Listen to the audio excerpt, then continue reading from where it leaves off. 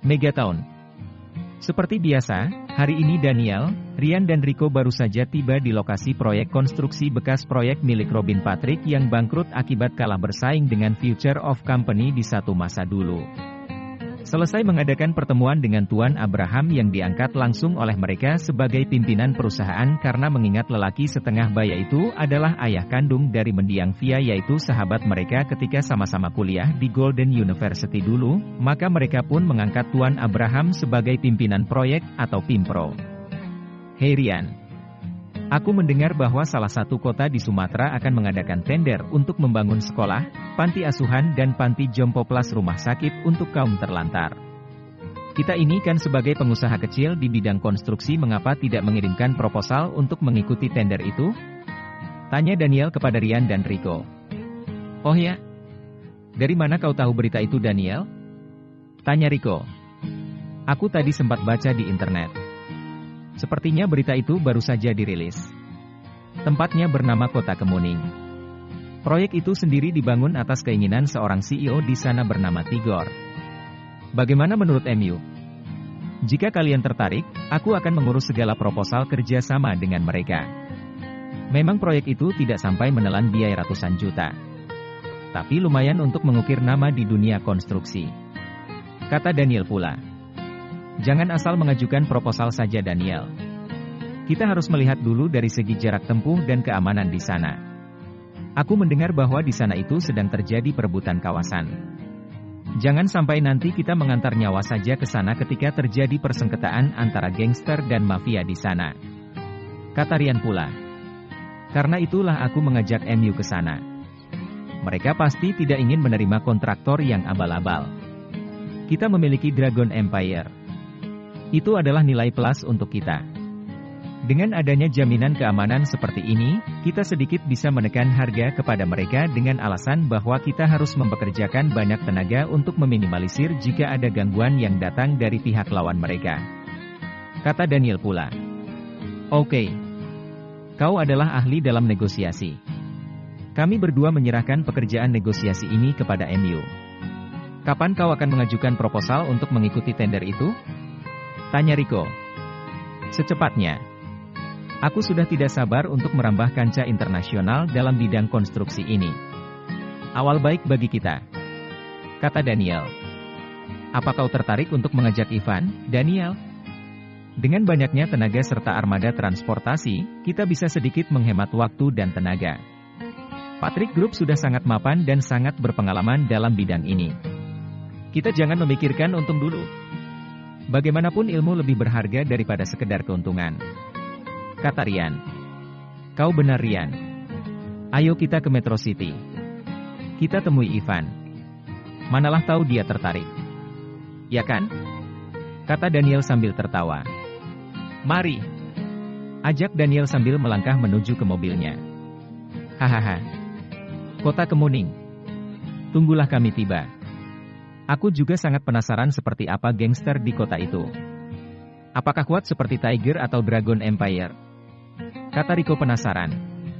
Jangan samakan Dragon Empire dengan geng manapun Rico. Dragon Empire terlalu kuat dengan jumlah anggota saat ini nyaris berjumlah 100.000 orang di berbagai kawasan. Kata Ryan. Kita harus mengajak Kak Arslan juga untuk meninjau kawasan itu. Bagaimana?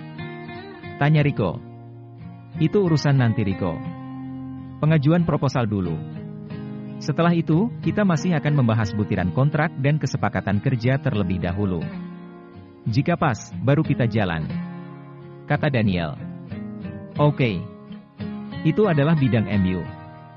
Hitam katamu, hitam kata kami. Putih katamu, agak kuning kata kami. Kata Rico pula sambil membuka pintu mobilnya. Memangnya gigi MU kuning karena jarang digosok. Kata Ryan sambil tertawa dan buru-buru memasuki mobilnya. Sialan kau Ryan. Kata Rico kesal karena dikatakan jarang gosok gigi. 3 unit mobil sport Jaguar, Mercedes dan Audi R8 itu saling susul-menyusul menuju ke Bukit Metro di mana di sana terdapat jejeran villa-villa mewah milik konglomerat di Metro City ini. Ketika ketiga mobil sport itu memasuki kawasan elit di komunitas Bukit Metro tersebut, mereka pun berhenti tepat di depan salah satu dari beberapa unit villa megah di kawasan itu. Villa tempat ketiga unit mobil sport itu berhenti adalah villa mewah milik keluarga Patrick yang terkenal sebagai salah satu dari keluarga kaya raya di kota ini.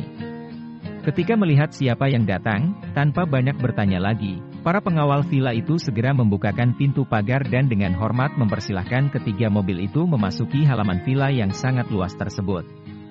"Selamat siang Tuan Muda Daniel, Tuan Muda Rico dan Tuan Muda Rian," sapa pengawal itu dengan sopan. "Terima kasih Pak. Apakah Ivan ada di dalam?" tanya Rian. "Oh, Tuan Muda kami baru saja kembali. Silahkan menunggu. Saya akan memberitahu kepada Tuan Muda Ivan bahwa Anda sedang berada di sini," kata pengawal itu lagi. "Terima kasih banyak ya Pak," kata mereka bertiga dengan tak kalah sopannya. Setelah penjaga itu masuk untuk memberitahu kepada Ivan, Rian, Rico dan Daniel pun segera berjalan-jalan mengitari halaman itu sampai ketika mereka melihat mobil super sport Lamborghini Sian terparkir di samping villa itu dengan tempat yang sangat istimewa sekali. Sejenak ketiga pemuda itu memandangi mobil super sport itu dengan berbagai perasaan. "Lamborghini ini milik Jerry. Aku sangat merindukan MU Jerry. Di mana kau saat ini berada?" kata Rico sambil mengelus-elus mobil tersebut. "Kembalilah Jerry. Kami di sini seperti anak ayam kematian induk. Mengapa menyiksa diri hanya demi mempertahankan keegoisan?" kata Daniel pula. Sementara Rian hanya mengelilingi mobil itu sambil menggigit bibir. Terbayang di benaknya saat dulu ketika mereka bersama-sama dalam suka dan duka. Ketika itu mereka berempat bukan siapa-siapa. Bahkan sebagai sampah pun tidak. Seharusnya Jerry sudah akan menjadi ayah. Terhitung sudah lebih 7 bulan dia meninggalkan kita, kata Rian. "Alah, itu kalau burungnya bekerja dengan benar.